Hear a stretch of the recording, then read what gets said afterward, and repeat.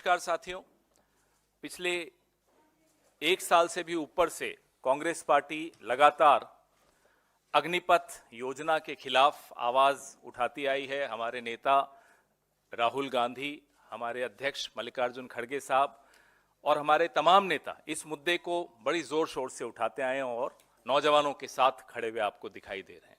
पूरी भारत जोड़ो न्याय यात्रा, जो न्याय के स्तंभ हैं उनमें से युवा न्याय बहुत महत्वपूर्ण स्तंभ है और उसी कड़ी में राहुल गांधी जी ने अग्निवीर योजना, अग्निपथ योजना के खिलाफ बढ़ चढ़कर बात की। हमारा एक पूरा आंदोलन चल रहा है।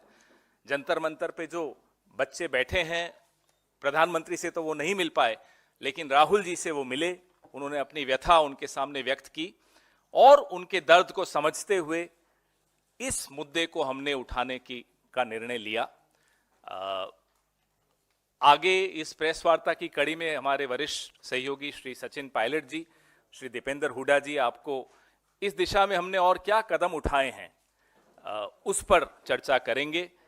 जवान और किसान दोनों जिस तरह से आज परेशान हैं, एक प्रधानमंत्री थे इस देश में, कांग्रेस के ही प्रधानमंत्री थे जो जय जवान जय किसान का नारा देते थे, और एक प्रधानमंत्री हैं जिन्होंने किसान का भी अपमान किया और जवान का भी अपमान किया।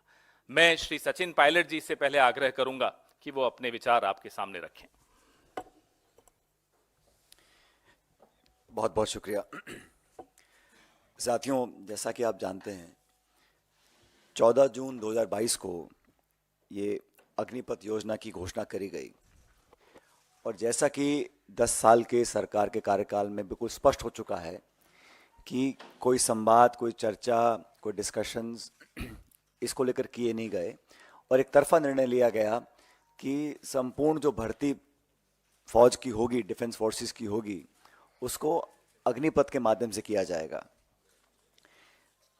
कहा यह गया कि सेना की जो औसत आयु है वो ज़्यादा हो रही है, उसको कम करना है। कहा यह गया कि हम लोगों को अपनी डिफेंस फोर्सेस को मॉडर्नाइज करना है। लेकिन मोटे तौर पर देखने में आया है कि ये जो योजना का क्रियान्वयन किया गया, ये मूलतः पैसा बचाने के लिए किया गया। डिफेंस एक्सपेंडिचर हमारा बढ़ रहा है और कहा जाता है कि अब कल ये परसों कहा गया कि हम डिफेंस एक्सपोर्ट से बहुत पैसा कमा रहे हैं। ये भी कहा गया कि हम आत्मनिर्भर हो रहे हैं, हम इंडिजिनस मैन्युफैक्चरिंग कर रहे हैं। अगर हमारे डिफेंस डिपार्टमेंट को इतनी आमदनी हो रही है और हम लोग इतने सक्षम हो रहे हैं, तो सबसे ज़्यादा महत्वपूर्ण ये होगा कि हमारे जो शौर्यवीर सैनिक हैं उनके जीवन के लिए, उनकी भर्ती के लिए, उनकी नौकरी, पेंशन, परिवार की सुख सुविधाओं के लिए हम लोग संसाधन को जाहिर करें। ये अग्निवीर जो बनने जा रहे हैं, इसका विरोध करने के लिए कांग्रेस पार्टी ने, जब भी ये योजना लॉन्च हुई उसी समय से हम लोगों ने विरोध किया था, क्योंकि हमें लगा कि ये 4 साल की नौकरी देने के बाद सिर्फ 25% लोगों को स्थायी रूप से फौज में भर्ती किया जाएगा और बाकी 75% लोगों को रिलीज कर दिया जाएगा। अभी कहा जा रहा था कि 10% की पैरामिलिट्री जो है आर्म्ड फोर्सेस CAPF हैं, उसमें उनके लिए आरक्षण दिया गया है। लेकिन जो एक्स सर्विसेजमैन के लिए जो ऑलरेडी रिजर्वेशन है, उसमें सिर्फ 2.49% सरकारी पद भरे गए हैं। जो पूर्व सैनिकों के लिए पद आरक्षित हैं अब तक, उसमें सिर्फ 2.49% पद भरे गए हैं। फिर कहा गया कि अलग अलग स्टेट गवर्नमेंट्स अनाउंस करेंगी कि जो 75% अग्निवीरों को हम छोड़ देंगे वो कहाँ अब्जॉर्ब होंगे। एक आध राज्य ने किया है, बाकी राज्यों ने किया नहीं। बेसिकली जो लोग 4 साल की नौकरी के बाद एक कम उम्र में रिटायर हो जाएंगे, उनके भविष्य का कुछ पता नहीं, उनको पेंशन भी नहीं मिलेगी, उनको ग्रेच्युटी जो 11 लाख रुपए की दी जा रही है उसका भी जो आधा पैसा है उनकी तनख्वाह से कट रहा है। तो कहीं ना कहीं ये कॉस्ट कटिंग के चक्कर में हम लोग अपनी सेना की भर्ती की जो प्रक्रिया है उससे खिलवाड़ कर रहे हैं।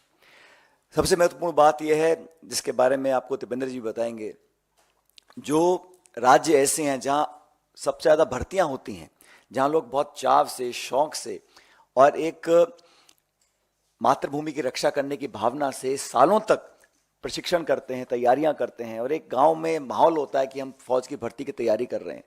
ऐसे लगभग 2.25 लाख लोग हैं जिनको आपने भर्ती दी लेकिन ज्वाइन नहीं कराया। उन्होंने बहुत लंबे समय से वो धरना देने अपनी मांग को रख रहे हैं। हम लोग कहना चाहते हैं कि अगर ये भारत सरकार G20 पे 4,100 करोड़ रुपए खर्च कर सकती है, प्रधानमंत्री के हवाई जहाज के लिए 8,400 करोड़ खर्च कर सकती है, सेंट्रल विस्ता प्रोजेक्ट के लिए 20,000 करोड़ खर्च कर सकती है, और इस वर्ष सरकारी इश्तिहारों के लिए 6,500 करोड़ खर्च कर सकते हैं, तो मैं मानता हूं कि हम लोग सिर्फ पैसा बचाने के लिए अपनी भर्ती की पूरी प्रक्रिया से खिलवाड़ करें, ये भविष्य के लिए, हमारी आंतरिक सुरक्षा के लिए, हमारे भारत की इंटेग्रिटी सिक्योरिटी के लिए कहीं ना कहीं चैलेंज बन सकता है। तो हम तो आग्रह करेंगे कि उन लोगों को नौकरी दी जाए जिन्होंने सारी परीक्षाएं पास करी थी, लेकिन अग्निवीर के माध्यम से, अग्निपथ योजना के माध्यम से जो बहुत बड़ा खिलवाड़ हो रहा है, देखिए भारत की जो सेना है उसके शौर्य को, उसके पराक्रम को, उसकी मेहनत और जाबाजी जो हमारे सैनिकों के पास है उसका कोई सानी नहीं है। We are one of the finest fighting forces in the world. Our armies and our defence forces are second to none, but their valour, their strength and their dedication to the nation should be regarded and respected for future generations. And we all feel that by compromising on the process of recruitment of the armed forces, it may not argue well for our future and for the families of those people who have willingly dedicated their lives to the service of the nation.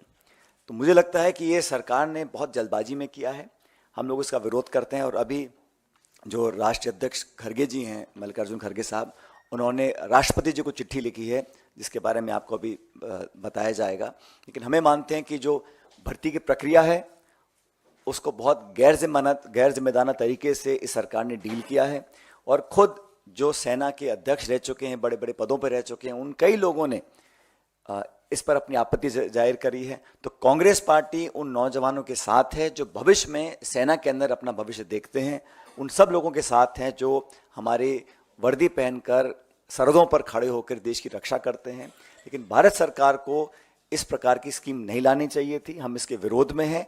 और सबसे पहले हमारी मांग ये रहेगी कि जिन लगभग 2.25 लाख लोग ऐसे हैं जिन्होंने सारी परीक्षाएं पास करी थी, उनको सरकार ने अभी तक ज्वाइन नहीं कराया है। लेटर के बारे में आपको अभी दीपेंद्र जी और पवन जी बताएंगे।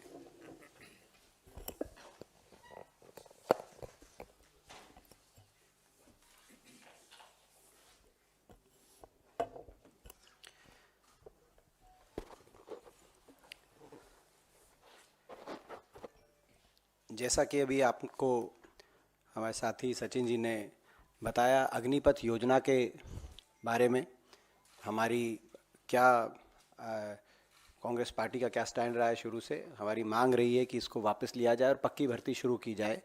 और दूसरा, कोविड के दौरान और उससे पहले कई भर्तियां ऐसी थी जो पूरी हो चुकी थी, पूर्ण फौज की भर्तियां।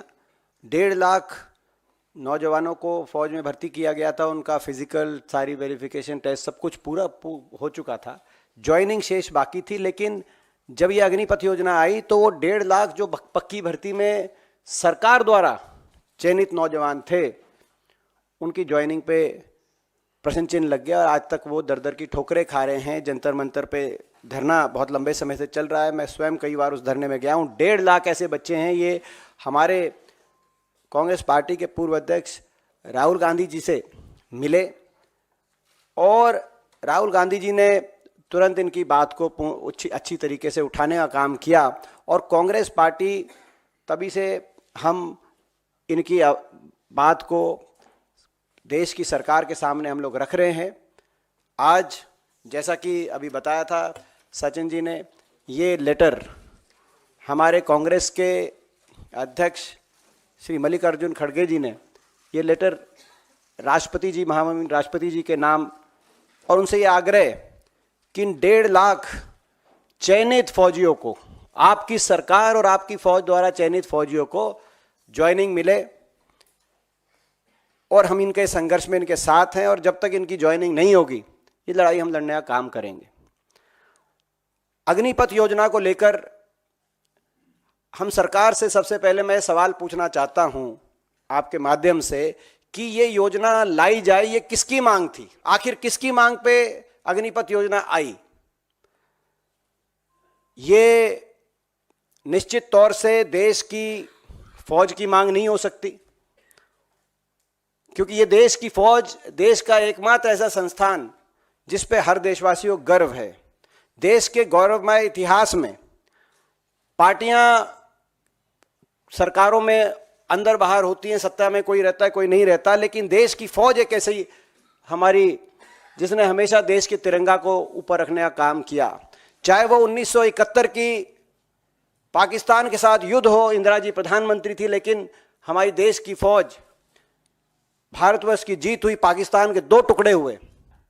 और चाहे वो करगिल का युद्ध हो जिसमें पाकिस्तान के शीश को झुकाने का हमने काम किया हो, चाहे उस समय प्रधानमंत्री वाजपेयी जी हो, सरकार में कौन सी पार्टी रहती है उसके से ऊपर ये फौज थी। ये राजनीतिक बातों से ऊपर हमारी देश की फौज हमेशा रही है और देश को हमेशा अपनी फौज पे गौरव रहा है। और देश तो फौज में बदलाव की जरूरत क्यों आई, मैं सरकार से पूछना चाहता हूं।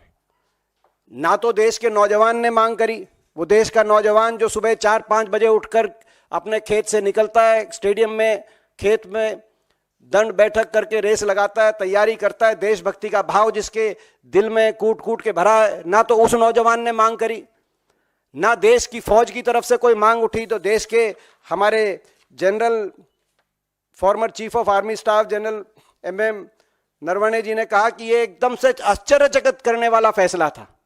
ना किसी राजनीतिक दल ने मांग करी। मैं सवाल पूछना चाहता हूं, ना घोषणा पत्र में था किसी राजनीतिक दल के, ना इतने वर्षों में मांग आई कि देश की फौज की चयन प्रक्रिया बदली जाए। जिस फौज पे हमें गर्व था, जिस फौज ने बार बार दुश्मन को का शीश झुकाने का काम किया था, हमेशा हमारे झंडे तिरंगे को ऊंचा रखने का काम किया था, उसकी भर्ती प्रक्रिया बदली जाए। हम सरकार से पूछना चाहते हैं ये ऐसा फैसला आपने क्यों लिया, और इस फैसले के अब दुष्परिणाम देश के सामने आने लगे। पहला दुष्परिणाम, जैसा कि हमने आपत्ति इस पे करी कि 4 साल के बाद बिना पेंशन घर वापस आ जाएगा, तो कहां जाएगा? जिस पर कैलाश विजयवर्गीय जी का बयान आया कि ऐसे नौजवानों को भाजपा कार्यालय के द्वार पे चौकीदार की हम नौकरी देंगे।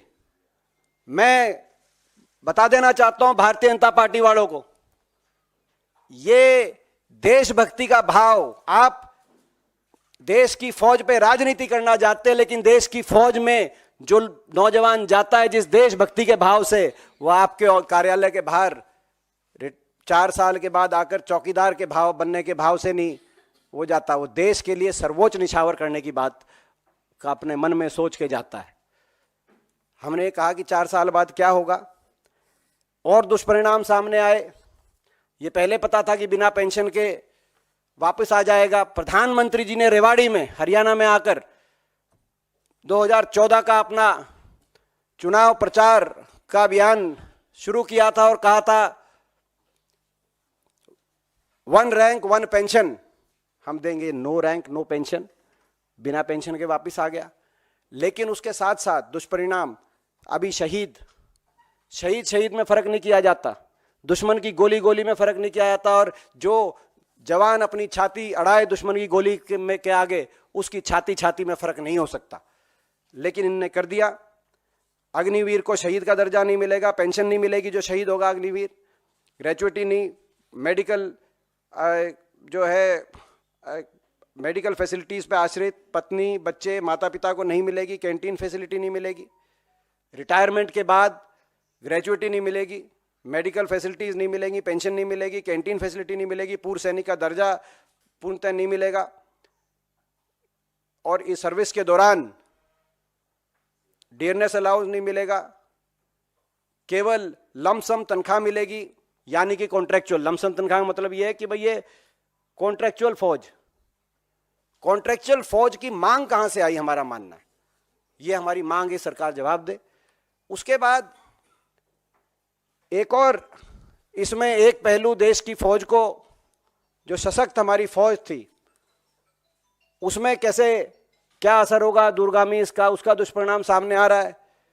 जहां 60 से 65 हजार की भर्ती हर साल होती थी, वहां 45 हजार अग्निवीर लिए गए पिछले वर्ष। इस अगर भर्ती की रफ्तार को इसी रेट से आगे बढ़ाया जाएगा तो 14 लाख की हमारी फौज घटकर 8 लाख की फौज हो जाएगी 10 वर्ष के अंदर, तो देश की फौज पे दुष्परिणाम सामने आ रहे हैं। और जो भर्ती किए जा रहे हैं नौजवान, उनका क्या मनोबल रहेगा, इसका अंदाजा इस बात से लगाया जा सकता है कि बहुत से जो ट्रेनी थे अग्निवीर, वो ट्रेनिंग छोड़ के वापस आ गए। तो फौज का क्या मनोबल रहेगा, उसका दूरगामी प्रभाव देश की फौज पे, देश की सीमा सुरक्षा पे क्या असर पड़ेगा, इस बात को लेकर हमारे को चिंता है। और बहुत से ऐसे प्रदेश जैसे हरियाणा प्रदेश, हमारे प्रदेश में नौजवानों के दिलों में जज्बा, देशभक्ति का जज्बा, देश के लिए सर्वोच्च निछावर करने का जज्बा, सुबह उठ के कड़ी परिश्रम, मेहनत, प्रैक्टिस, दंड बैठक, रेस, अपने गांव में, अपने शहर कस्बे में जो नौजवान लगाता था कि देश के तिरंगे में लिपट के अगर मेरा शरीर कभी शहीद होकर अगर वापस आए तो वो मेरे लिए गौरव का विषय होगा।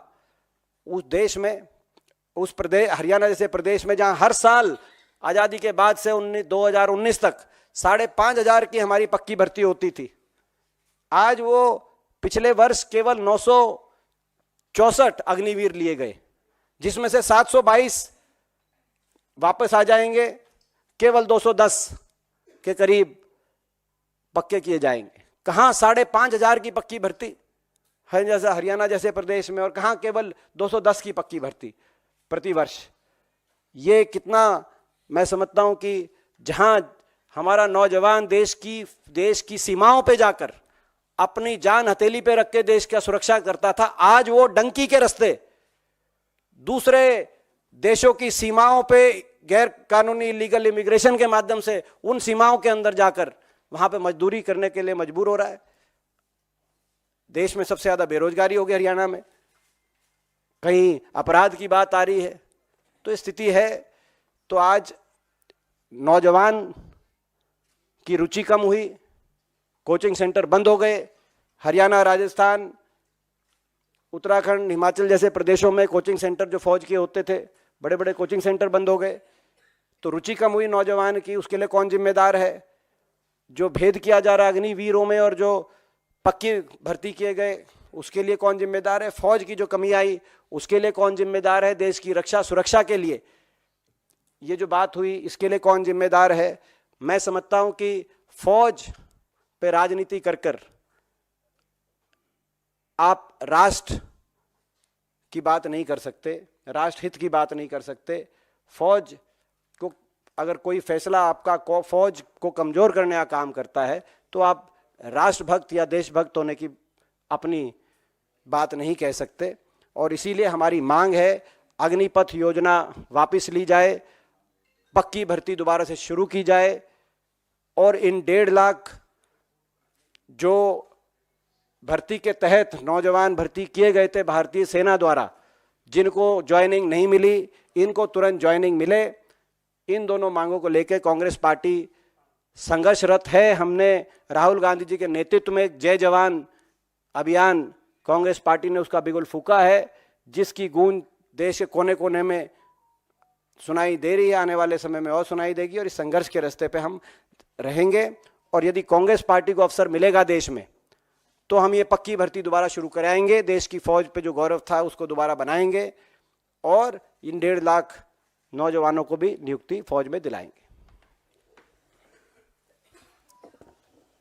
तो आपने सुना कि कैसे जवान और किसान दोनों के साथ जो शोषण दोनों का हो रहा है, इन्हीं किसानों के परिवारों के बच्चे हमारी फौज में जवान बनते हैं, और दोनों की जो स्थिति है आपको जंतर मंतर पे भी दिख रही है, सड़कों पर दिख रही है, दिल्ली की सीमाओं पर दिख रही है। इसी कड़ी में युवा न्याय के लिए जो कदम राहुल जी ने उठाया, खड़गे साहब ने उठाया, वो अभी हमने आपके साथ साझा किया। आपके सवाल।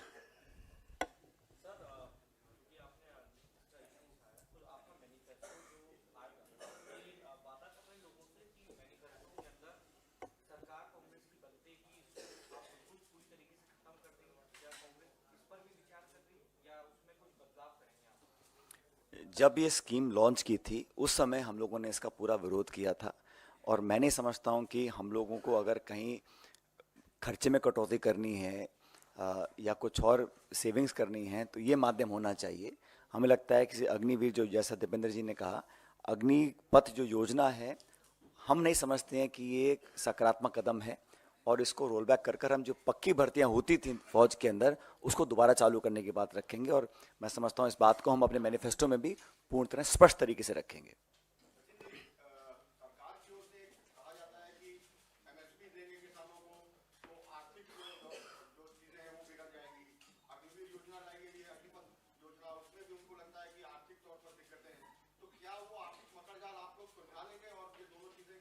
ये आर्थिक मकड़जाल बनाया गया है ना, ये पहले तो था नहीं। और आर्थिक मकड़जाल से निकलने के लिए आपकी प्राथमिकता क्या होनी चाहिए? पहली प्राथमिकता होनी चाहिए कि हमारे देश की अखंडता सुरक्षा के लिए जो सेना हमारी है और जो बहुत बेहतर काम कर रही थी उसको मॉडर्नाइज करना है, उसकी एवरेज आयु कम करनी है, उसके और बहुत सारे तरीके हैं। लेकिन मैं नहीं मानता हूं कि इसको इस प्रकार से करना चाहिए था, क्योंकि इससे पूरी रिक्रूटमेंट पार्शियल रिक्रूटमेंट होता, कुछ समय के लिए होता, लेकिन सारी रिक्रूटमेंट बंद करने के बाद और आप ये बोल रहे हैं कि अग्निवीर बनने के लिए लाखों लोग लाइन लगा रहे हैं। अरे कोविड टाइम भर्ती हुई नहीं बिल्कुल, और इस देश में जो इतनी रिकॉर्ड अनएम्प्लॉयमेंट है उसको लेकर नौजवान क्या करें, विकल्प क्या उनके पास? लेकिन लॉन्ग टर्म के लिए आपने कहा 1 रैंक 1 पेंशन, उसको पूरा नहीं किया। अब चर्चा कर रहे हैं 1 नेशन 1 इलेक्शन, और 2 तरह की भर्ती आप हो जाएगी, एग्जिस्टिंग होंगे पक्की भर्ती वाले और अग्निवीर होंगे। उसमें 6 महीने की ट्रेनिंग भी है, 6 महीने की छुट्टी भी है, 4 साल का कार्यकाल है। तो उसमें क्या एक जो फौज की एक भावना होती है, क्या कहीं ना कहीं हम इस पूरी योजना से उससे खिलवाड़ तो नहीं होगा? ये बड़ा चिंता का विषय है, क्योंकि सरहद पर जो खड़े होते हैं, एक आर्मी की यूनिट होती है, फौज में एक अपनापन होता है, उसमें उसके साथ खिलवाड़ ना हो जाए, ये चिंता हम लोगों को है। इसलिए आर्थिक लिमिटेशंस को देखकर हम काम करें। और आप कह रहे हैं 5 ट्रिलियन इकॉनमी बन रही है, हम we are now according to government of India we are the top 25 arm exporter.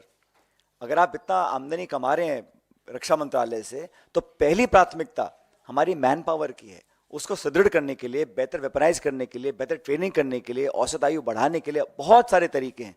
लेकिन जिस प्रकार एकदम से किया गया और संपूर्ण भर्ती को किया गया, उसके हम लोग विरोध में हैं। मुझे लगता है पूरा रोल बैक करना पड़ेगा सरकार को। एमएसपी पे तो पहली जो गारंटी हम लोगों ने दी है, खड़गे साहब, राहुल जी ने छत्तीसगढ़ में, हमने कहा हमारी सरकार बनने के बाद हम लोग वो काम करेंगे जो इस सरकार ने नहीं किया। जब 3 काले कानून कृषि के वापस लिए थे, उस समय सरकार ने कहा था कि एमएसपी को लेकर हम लीगल गारंटी लेकर आएंगे। जब वादा खिलाफी हुई तब किसानों ने कहा अब चुनाव सर पर हैं, कृपया उसको पूरा करिए। और फिर जो हाल आप देख रहे हैं क्या हो रहा है, टीयर गैस डाली जा रही है, लोग किसानों के साथ उन पे मुकदमे दर्ज किए जा रहे हैं, उनके साथ बल प्रयोग किया जा रहा है, उनकी बेइज्जती की जा रही है अन्नदाताओं की। तो ये सरकार वादा पूरा करने में विश्वास रखती नहीं है। इसलिए मैं मानता हूं कि हम लोग, जैसा हमने गारंटी दी है कि सरकार बनने के बाद हम एमएसपी को लीगल फ्रेमवर्क में लेकर आएंगे, ये हमारा एक संकल्प है, हमारी गारंटी है हमारी कांग्रेस पार्टी की तरफ से। इसीलिए मुझे लगता है कि इन्होंने जो ओआरओपी का वादा किया उसको पूरा नहीं किया, बल्कि वादा खिलाफी किया भविष्य की पीढ़ियों के साथ जो फौज में अपना हिस्सादारी करना चाहती थी। तो हम लोग एमएसपी पे हमारा जो घोषणा है हमारी, वो पहली थी मेरे ख्याल जो कांग्रेस पार्टी की तरफ से गारंटी है। और वो वाली गारंटी नहीं है ये जुमले वाली गारंटी, ये पक्की गारंटी है।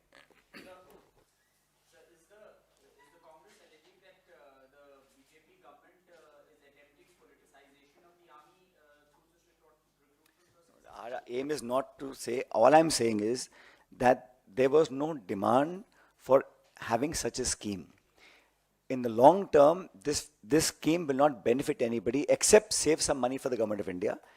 We feel in the Congress party that we should go back to the old recruiting system. If some changes are to be made to weaponize, modernize, reduce average age of the recruits, that's very much possible with the current setup.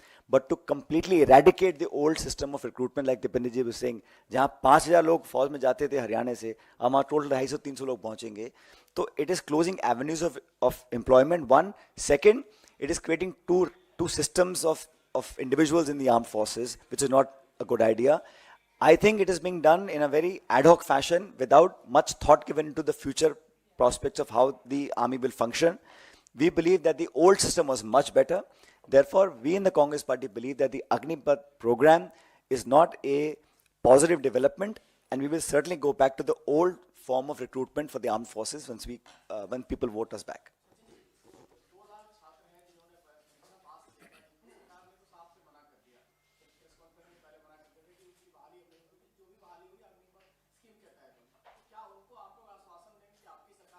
बोला ना दीपेंद्र जी ने 100%। वो तो बोल दिया। बोल तो दिया ही था।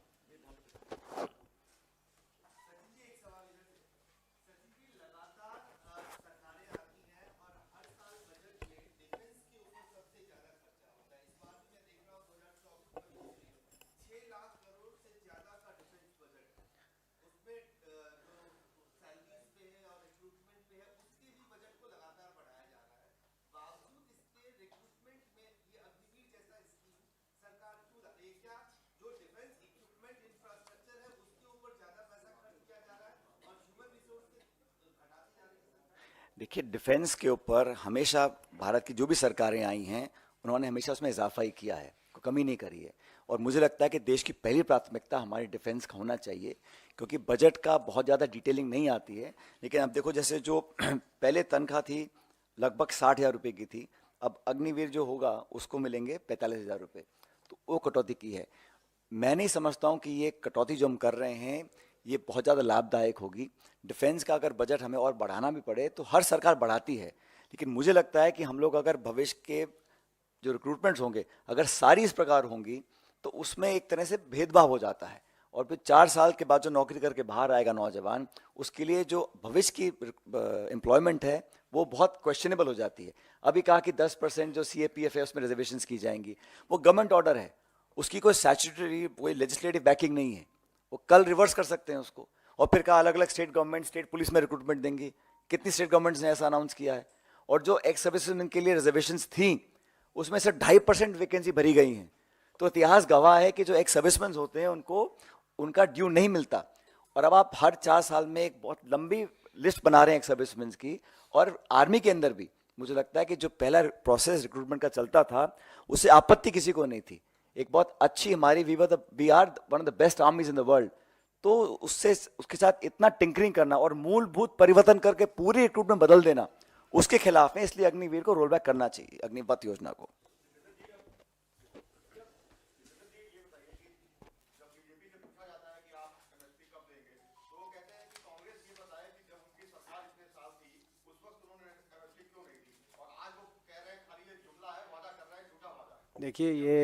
देखिए जहाँ तक जब 10 वर्ष का यूपीए का कार्यकाल था उसमें कितनी एमएसपी पे वृद्धि हुई और भाजपा में कितनी वृद्धि हुई, इसकी विस्तृत जानकारी बार बार मैंने सदन में भी दी और आपको भी दी है। लगभग एमएसपी गेहूं, धान, तिलहन, अलग अलग तरह की पल्सेस, अगर आप एवरेज औसतन देखें तो यूपीए कार्यकाल में लगभग 100% उसमें वृद्धि हुई एमएसपी में। और अभी की आप देखें इन 10 वर्ष में तो 30 से 40% वृद्धि हुई।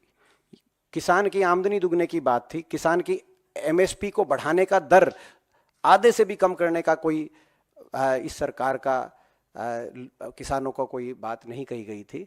किसानों के साथ धोखा हुआ है, एमएसपी उस रफ्तार से बढ़ाई नहीं गई, ना जो है किसान की आमदनी दुगनी हुई, किसान पे कर्ज दुगना हुआ।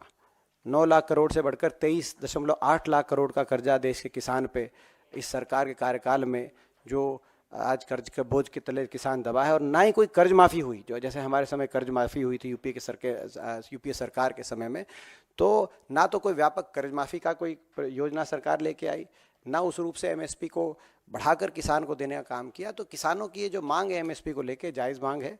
हम सरकार से कहना चाहते हैं बार बार, किसानों के साथ आप ही ने वायदा किया था किसान आंदोलन में, सरकार बैठे किसान के साथ और बातचीत के माध्यम से तुरंत देश के किसान को एमएसपी पे जो आपके द्वारा की गई एक वायदा था कि उस पर कानून बनेगा, उस वायदे को सरकार बातचीत के माध्यम से पूरा करे और इसका समाधान करे।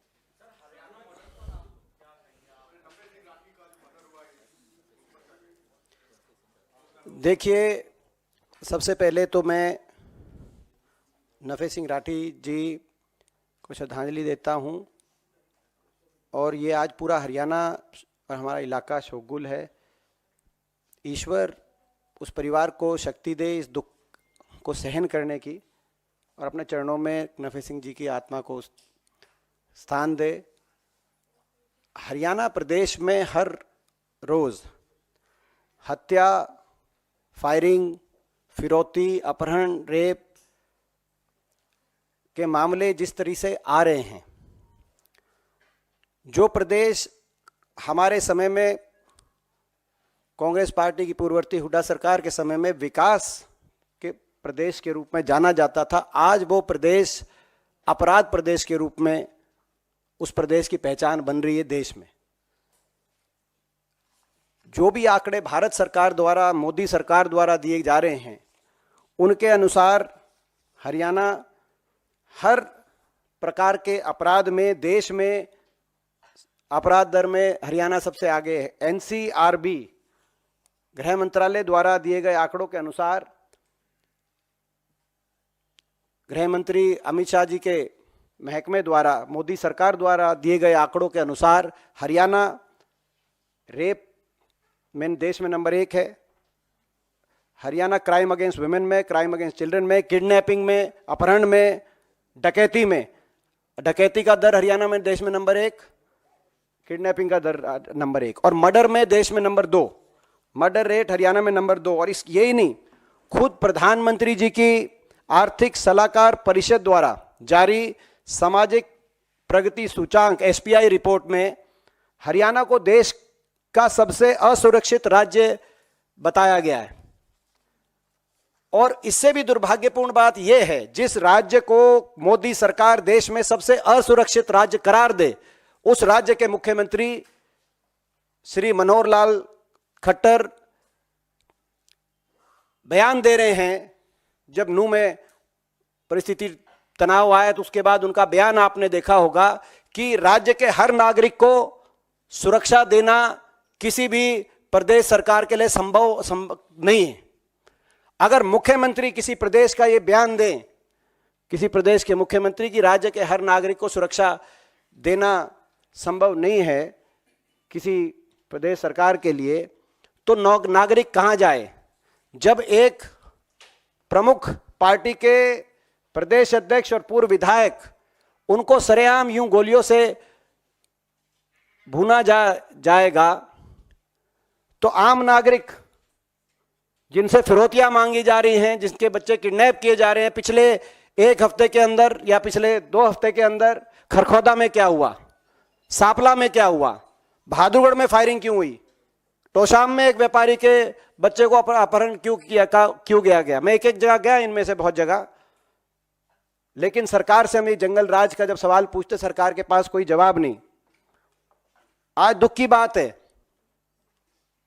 आपको याद होगा जब हरियाणा में हुड्डा साहब की सरकार आई थी कांग्रेस पार्टी की, तो पहला टारगेट हरियाणा के से बदमाश और गैंगस्टरों का सफाया करना था। और 10 वर्ष के हमारे कार्यकाल में कोई अपराध की कोई बड़ी घटना ऐसी जैसी आज एक के बाद एक हरियाणा में हो रही हैं। दोबारा से 2004 से पहले वाला जो हरियाणा में चौटाला सरकार के समय का जंगल राज था, आज हरियाणा में उस प्रकार की परिस्थिति दोबारा से बनी है। और इस मामले में मैं कहना चाहता हूं, इस मामले में तो ये बात आई है सामने कि उन्होंने बार बार सरकार से अपील करी थी, लिखित रूप से सरकार को दिया था कि उनकी जान को खतरा है। वो बार बार जो है सरकार के अलग अलग नुमाइंदों से, मुख्यमंत्री जी से भी मिले थे और कहा गया था कि हमें इस तरह की धमकियां मिल रही है, इस तरह खतरा है और सुरक्षा प्रोवाइड की जाए। और इसी बहादुरगढ़ में 1 हफ्ते पहले दुकानों में घुस के फायरिंग करी अंडर एज शूटर्स ने। मैं गया, एक दुकान में मैं जाके आया था, मगर सरकार को कोई परवाह ही नहीं है। और अंडर एज शूटर, मैं ये भी कहना चाहता हूं, आज एक तरफ आप पक्की भर्ती बंद आपने कर दी, देश में सबसे ज्यादा बेरोजगारी हरियाणा में, और अंडर एज शूटर सबसे ज्यादा देश में आज हरियाणा से आ रहे हैं। पीछे पंजाब में भी एक कुख्यात इस प्रकार का मामला आया था, वहां भी हरियाणा के शूटर दिखाई दे रहे थे। तो ये स्थिति आज आ गई हरियाणा में। आज ये सरकार पूर्णतः विफल साबित हुई है। इसकी पूरी जिम्मेदारी अगर किसी की है तो हरियाणा के मुख्यमंत्री और हरियाणा गृह मंत्री की जिम्मेदारी है। जिम्मेदारी लें। 10 साल की सरकार के बाद हरियाणा में इस तरह का जंगल राज क्यों स्थापित हुआ? देश में सबसे ज्यादा बेरोजगारी हरियाणा में क्यों हुई? देश में सबसे ज्यादा अपराध दर हरियाणा में क्यों हुआ 10 साल की इस सरकार के बाद? और उसकी जिम्मेदारी किसकी है? लगातार केवल अपराध ही नहीं, हरियाणा में लगातार बहुत से बार कानून व्यवस्था की व्यापक विफलता हुई।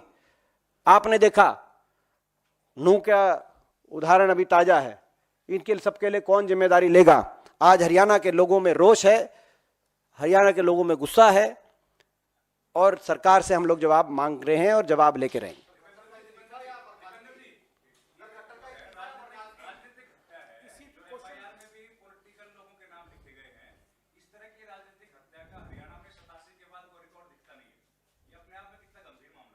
देखिए, ये अभी जांच का विषय है कि कौन इसमें शामिल हैं और ये राजनीतिक साजिश है या क्या है, ये जांच का विषय है। इसीलिए जब तक पूरी जांच सामने नहीं आएगी, इस पे अभी मैं कोई और टिप्पणी नहीं करूंगा। लेकिन जो भी बातें आ रही हैं, एक बहुत गंभीर, पूर्णतः हरियाणा के अंदर क्यों गैंगस्टर एक्टिव हो गए। आज एक एक शहर का मैंने नाम लिया, मैं एक एक दुकान का नाम लेना चाहता हूं। मातूराम हलवाई के से गोहाना के अंदर फिरौती क्यों मांगी गई? सांपला के अंदर क्यों गोलियां चलाई गई? बहादुरगढ़ के अंदर पिछले हफ्ते 2 दुकानदारों पे फायरिंग होकर, जब मैं गया इन दुकानों में, सांपला हुड्डा साहब गए तो शाम में एक व्यापारी के बच्चे को अपहरण करके कैसे फुरौती करी गई। खरखोदा के अंदर गंभीर हत्या का मामले क्यों सामने आए? तो ये मैं पिछले 15 दिन की बता रहा हूं और पूरे साल की तो आपको मोदी सरकार बता रही है कि प्रधानमंत्री जी द्वारा जो सामाजिक प्रगति सूचांक जारी किया गया, उसमें हरियाणा देश का सबसे असुरक्षित प्रदेश है, जिसमें नागरिक सुरक्षा के मामले में सरकार को 100 में से 33 अंक मिले। प्रधानमंत्री जी बता रहे हैं और गृह मंत्री जी ये बता रहे हैं कि अपहरण दर देश में सबसे ज्यादा है, डकैती दर देश में सबसे ज्यादा है, बलात्कार दर देश में सबसे ज्यादा है और हत्या दर देश में दूसरे नंबर पर हरियाणा के अंदर है। यूपी के मुकाबले हरियाणा में 2.5 गुना अपराध आज भारत सरकार के आंकड़े क्यों दर्शा रहे हैं? जहां पूरा निवेश एक समय गुड़गांव, फरीदाबाद और हरियाणा के अंदर होता था, आज वहां नोएडा की तरफ जो फैक्ट्रियां जा रही हैं, क्यों जा रही हैं? कौन जिम्मेदारी लेगा इसकी? तो ये मैं समझता हूं कि ये जो है मामला बहुत अत्यंत गंभीर है। आज सदन भी है, आज विधानसभा भी है, कांग्रेस के सारे विधायक वहां सरकार से जवाब लेने का काम करेंगे। अभी हमारा पूरा इलाका शोकुल है, मैं यहाँ से स्वयं जा रहा हूँ बहादुरगढ़ और जो है अंतिम संस्कार में हम लोग पहुँचेंगे और सरकार से इसका जवाब लेंगे।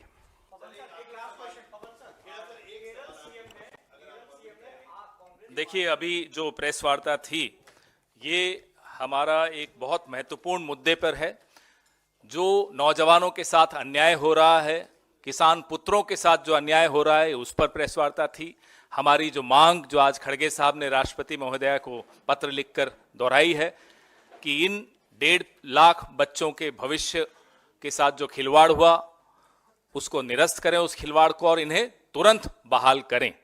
नंबर 2, अग्निपथ जो स्कीम है उसको वापस लिया जाए। यह स्कीम, यह योजना नौजवानों का भविष्य तो बर्बाद कर ही रही है, हमारी सुरक्षा के साथ भी बहुत भारी खिलवाड़ कर रही है। बस इसके बाद अब ये प्रेस वार्ता यहीं समाप्त हुई।